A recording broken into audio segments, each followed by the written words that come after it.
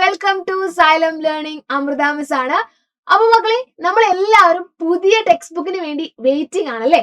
അപ്പൊ ഈ ഒരു പുതിയ ടെക്സ്റ്റ് ബുക്കിൽ എന്തായിരിക്കും എന്നുള്ളത് നമുക്ക് ഒന്നും അറിയില്ല.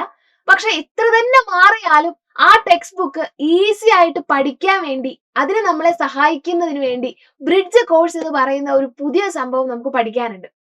അപ്പൊ നിങ്ങൾ വിചാരിക്കും, ഈ ഒരു ടെക്സ്റ്റ് ബുക്കും പഠിക്കണം, ബ്രിഡ്ജ് കോഴ്സും പഠിക്കണം അല്ലെ, എക്സ്ട്രാ ചലഞ്ച് ആണോ എന്നൊക്കെ വിചാരിക്കും. പക്ഷെ അടിപൊളി സാധനമാണ്. ഈ ബ്രിഡ്ജ് കോഴ്സിൽ മക്കളെ നമുക്ക് ഒരുപാട് ഗെയിംസുകളാണ് നമ്മളെ കാത്തിരിക്കുന്നത്.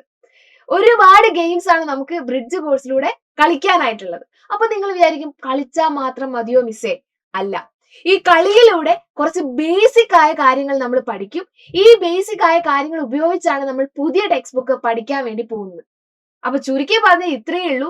മാറി വരുന്ന പുതിയ ടെക്സ്റ്റ് ബുക്കിലെ കാര്യങ്ങൾ ഈസി ആയിട്ട് പഠിക്കാൻ വേണ്ടി നമ്മളെ സഹായിക്കുന്ന ഒന്നാണ് ഈ ബ്രിഡ്ജ് കോഴ്സ് എന്ന് പറയുന്നത്.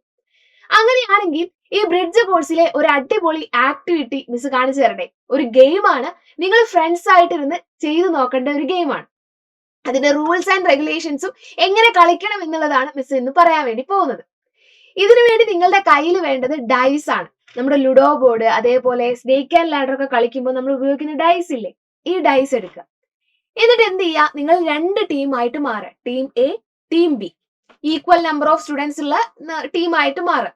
ഓക്കെ, ഇനി ചെയ്യേണ്ടത് ഓരോ ടീമിനും 3 പ്രാവശ്യം ഈ ഡൈസ് ത്രോ ചെയ്യാനുള്ള ഒരു ചാൻസ് കിട്ടും. ഓരോ ടീമിനും 3 ടൈംസ് നിങ്ങൾക്ക് എന്ത് ചെയ്യാം, ഡൈസ് ത്രോ ചെയ്യാം.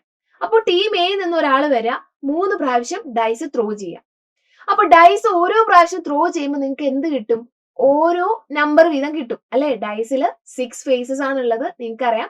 ഈ 6 നമ്പറിൽ ഏതെങ്കിലും ഒരു നമ്പർ നിങ്ങൾക്ക് കിട്ടും അല്ലെ. ഫോർ എക്സാമ്പിൾ, ടീം എ വന്നു, ഡൈസ് ത്രോ ചെയ്തു. 3 പ്രാവശ്യം ത്രോ ചെയ്തപ്പോൾ ആദ്യ പ്രാവശ്യം 1 വന്നു, രണ്ടാമത്തെ പ്രാവശ്യം 3 വന്നു, മൂന്നാമത്തെ പ്രാവശ്യം 4 വന്നു. ഇനി ടീം എ ചെയ്യേണ്ടത് ഈ നമ്പറുകൾ ഉപയോഗിച്ച് ഏറ്റവും വലിയ ഒരു നമ്പർ ഉണ്ടാക്കുക. ഈ 3 ഡിജിറ്റ്സ് യൂസ് ചെയ്ത് ഒരു ബിഗ്ഗസ്റ്റ് 3 ഡിജിറ്റ് നമ്പർ ഉണ്ടാക്കുക. ഓക്കെ, ഇവിടെ നമ്മൾ നോക്കുവാണെങ്കിൽ നമുക്ക് ഉണ്ടാക്കാൻ പറ്റുന്നത് 431. ഇതാണ് ബിഗ്ഗസ്റ്റ് നമ്പർ. റെഡി? ഇനി ടീം ബി വരും. ടീം ബിയും ഇതേപോലെ തന്നെ 3 ടൈംസ് എന്ത് ചെയ്യണം, ഡൈസ് ത്രോ ചെയ്യണം. അങ്ങനെ 3 ടൈംസ് ത്രോ ചെയ്യുമ്പോൾ നമുക്ക് ഇതേപോലെ തന്നെ 3 ഡിജിറ്റുകൾ കിട്ടും. ഫോർ എക്സാമ്പിൾ, ടീം ബി വന്നു, 3 പ്രാവശ്യം ത്രോ ചെയ്തു, 6 വന്നു, 1 വന്നു, 4 വന്നു. ഇനി ടീം ബി എന്ത് ചെയ്യണം, ഈ നമ്പറുകൾ ഉപയോഗിച്ച് ബിഗ്ഗസ്റ്റ് 3 ഡിജിറ്റ് നമ്പർ ഉണ്ടാക്കണം. Biggest 3 digit number. ആരും ഹെൽപ്പ് ചെയ്യാനൊന്നും പാടില്ല കേട്ടോ. അങ്ങനെ ബിഗ്ഗസ്റ്റ് 3 ഡിജിറ്റ് നമ്പർ എന്ന് പറഞ്ഞാൽ ഇവിടെ ശരിക്കും ഉണ്ടാക്കാൻ പറ്റുന്നത് 641 ആണ്. അപ്പൊ ആര് ജയിച്ചു? ടീം ബി ജയിച്ചു. പക്ഷേ അബദ്ധവശാൽ ടീം ബിക്ക് തെറ്റിപ്പോയിട്ട് 146 എന്ന് എഴുതിയാൽ എന്താണ്, ടീം എക്കാണ് സ്കോർ പോവുക. അപ്പൊ ഇതിന് ഉത്തരവൊന്നും ആരും അങ്ങോട്ടും ഇങ്ങോട്ടും പറഞ്ഞു കൊടുക്കരുത്. ചലഞ്ച് ഇത്രയേ ഉള്ളൂ. നിങ്ങൾ 3 പ്രാവശ്യം ഡൈസ് ത്രോ ചെയ്യുക, കിട്ടുന്ന നമ്പേഴ്സ് യൂസ് ചെയ്ത് ബിഗ്ഗസ്റ്റ് 3 ഡിജിറ്റ് നമ്പർ ഉണ്ടാക്കുക. ഏതാണോ ബിഗ്ഗസ്റ്റ് നമ്പർ ആ ടീം ജയിക്കും.